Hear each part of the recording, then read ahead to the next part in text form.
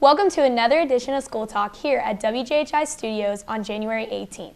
I'm Abby Hammock, and joining me today is Academy and CTE Coordinator Bryan Reed. How are you doing today, sir? I'm great, Abby. Thanks for having me here. All right, well, let's go ahead and let's dive into what is known as work-based learning. Generally speaking, what is work-based learning, and why is there so much buzz around this?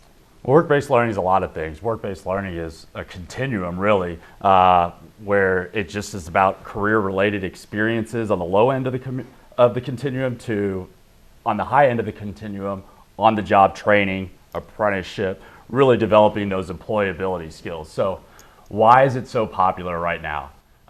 Specifically in Indiana, they recognize the value and the purpose of high school education. It's to prepare ourselves for life after high school and the world that we will be in. So whether we're going to go straight into the workforce, whether we're going to go into college, whether we're going to do some non-traditional training and get some industry credential, the state of Indiana values us preparing ourselves and our students for life after high school. So that's why there's so much buzz around work-based learning, is because that's what we're all working to do, right? We're eventually going to all be working. So why not start focusing on the end game while in high school? Oh, 100%. And like school is there to prepare you for the future, and seeing that work-based learning is like, I feel like I'm going in the workforce already. And I just think overall that's a great program. Specifically to Greater Clark, what does work-based learning look like? So just as I said, it's a continuum. So we have a continuum of experiences that we try to afford the students as they move through each grade level. So thinking about our freshmen, one of their signature events is the Junior Achievement Career Fair. So that's specifically for ninth graders. So they're learning just in general about jobs through their Preparing for College and Careers course in their freshman seminar. And so they hear from some guest speakers too. So that's another work-based learning experience where you're talking to individuals that work in those industries and fields. And then as they progress on to their sophomore year, they'll go to Prosser and look at some of the programs that they have there, because some of those programs we're not able to offer in our school district. We specifically discussed off camera the heavy equipment and machinery. That'd just be a really burdensome program for us to host, have the space and everything. So we're lucky that we have a partner in Prosser in our backyard to help prepare students that want to pursue careers in that area. And then as far as our juniors and seniors, our upperclassmen, one of their main signature events is the Student Employment and Career Fair, which we're getting ready to have in the upcoming months.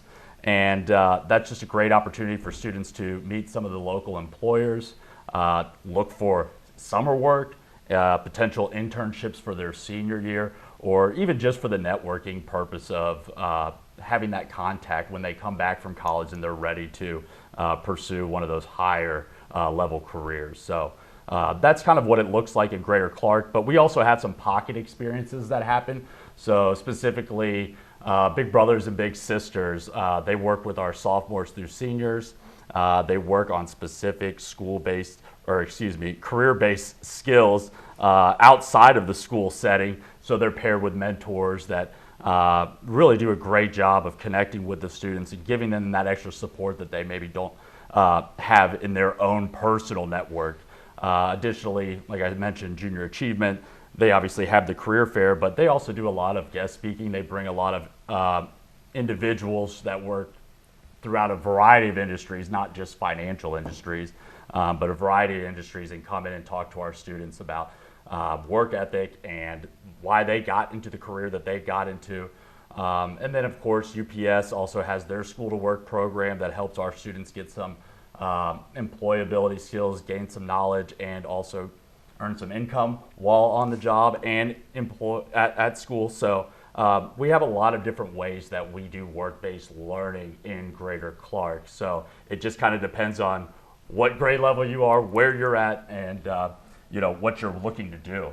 And as a senior going into college, like, I know which college I want to go to and everything, but forming those connections is so important and is so stressed, because connections are really what builds your future.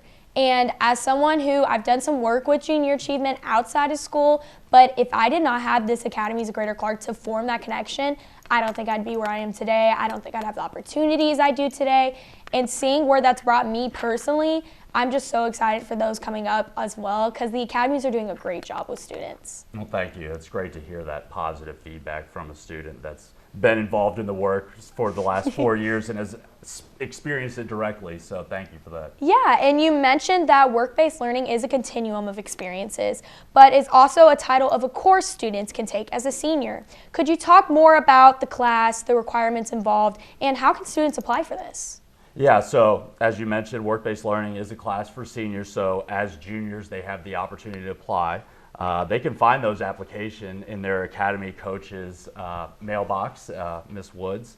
And so on that application, some of the requirements are very simple, straightforward work-related requirements. So like, we expect you to have no more than 4 absences in your junior year, because we don't want to send you out into the workforce if you're not able to be at school on a regular basis. We don't know that you'll be able to be at work on a regular basis. So that's a pretty reasonable one, as well as the no suspensions expectation as well during their junior year. And then as far as the application goes, I think the more critical elements are your 2 letters of recommendation that you need to have. And then as well as there's a little bit of a reflection on some of your pride skills that you have, and how well do you demonstrate those skills. And then why do you want to be in this program? Because you are getting a great opportunity to leave the school building, go work during the school day, get income, and gain valuable experiences. It's not limited to work that only occurs during the school day. Students could do work-based learning and have that work experience happening after school, but there's still some coursework that occurs in the classroom setting. And that's a huge deal. I've done multiple interviews for like work and stuff, and seeing the process you're telling me how the students get to work-based learning is 100% how these interviews go whenever you apply for a job in real life. You ask for your resume, see what skills do you have, what do you bring to the table. The recommendation, they will call people, see how you do, and then overall, you've got to show up. You got to show up, you got to be there, because no one's going to hire somebody who never comes. Right? Absolutely. So we try to create that miniature experience through the application process as a vetting process for the actual students that are able to. So then once we get those applications, we review those with the counselors, make sure that it works within their schedule, and then they complete some onboarding when they start their senior year. And to me, this sounds a lot like the cooperative education class that seniors can take. Can you help me understand the key differences between these 2 courses?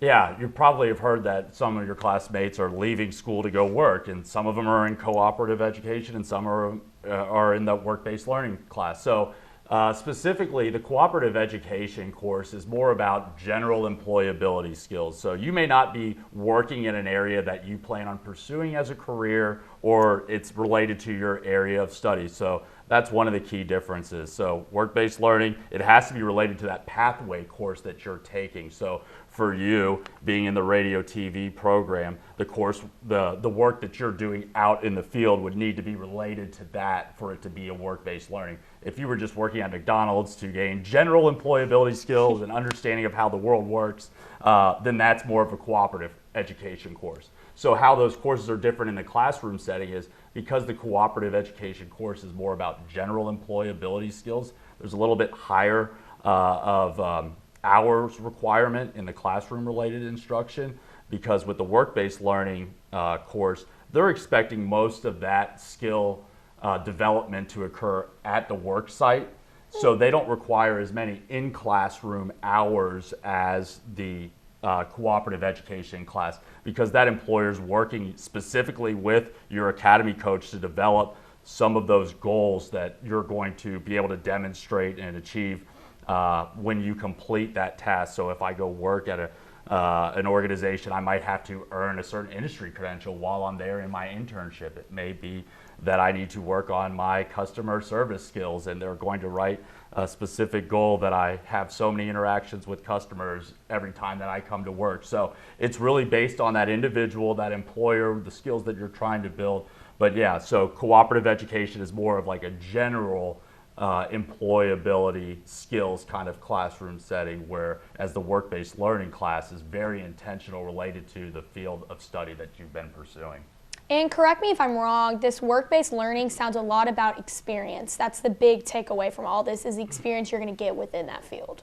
Yeah, we all know that life is like the greatest teacher. You know, we can tell people this, that, and the other until we're blue in the face as teachers, but we know that oftentimes it's that experience that causes it to click for students. So providing them those opportunities to see those things, ask the questions that are relevant to them, and engage with those individuals and ask them, well, why are you doing this as your career? That's best suited for the professionals out in the field, not necessarily our teachers. Yeah, because they are out there, they know like hand on hand what's going on, but rather than just what's taught.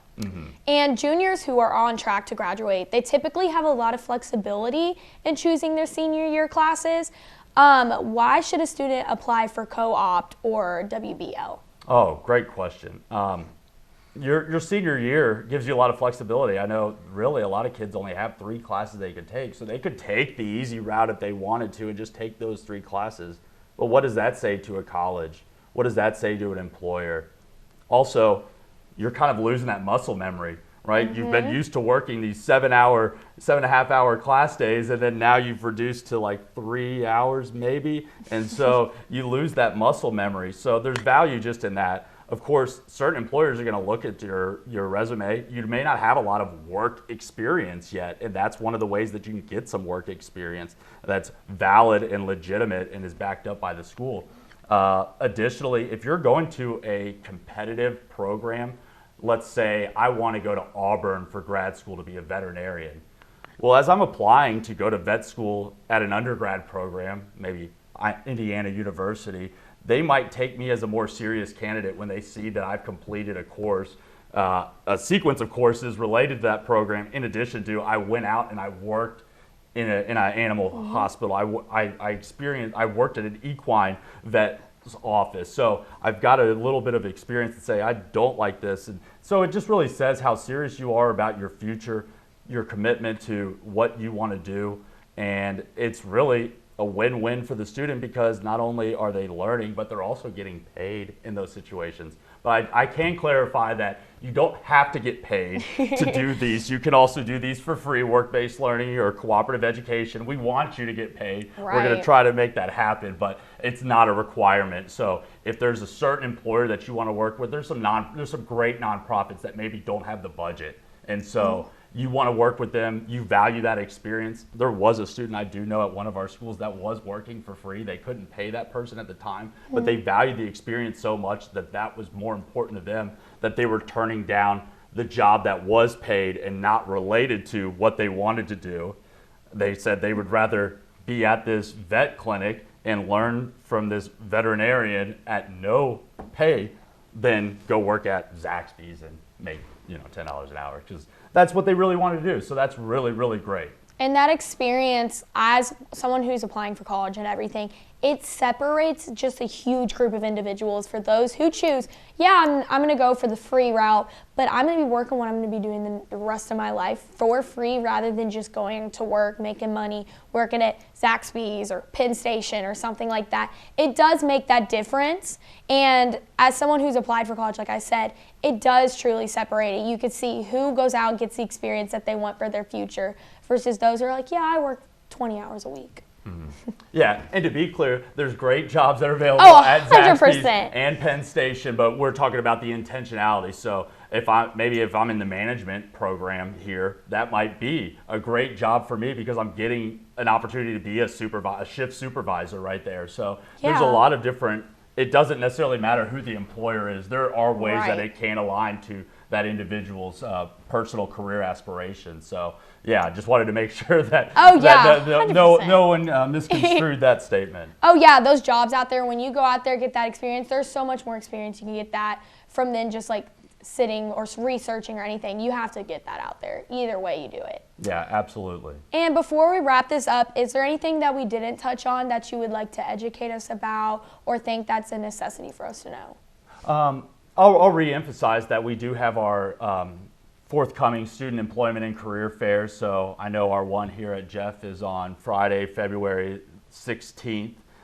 We then have one at each of the other high schools. So if you're an employer and you're looking to engage with us, whether it be through our career fairs, whether it be through providing job shadows or internships, you can visit our website at gccschools.com, find the academies page, or you can go to tinyurl.com/engageagc and tell us how you want to help out, because we would love for you to get involved with us. Our students love working with our community partners, and there's more room for everybody to join. Well, thank you so much for joining me today, Mr. Reed. This experience, just talking one-on-one to someone who's about to go to college and get all of this, it's truly preparing me, and I know it's going to prepare others at home. Well, thanks. If you would like to watch the replay of School Talk, you can see that on any of our WJHI social media channels, as well as it will be playing on cable channel 184. For that, I'm Abby Hammock, and this was another WJHI production.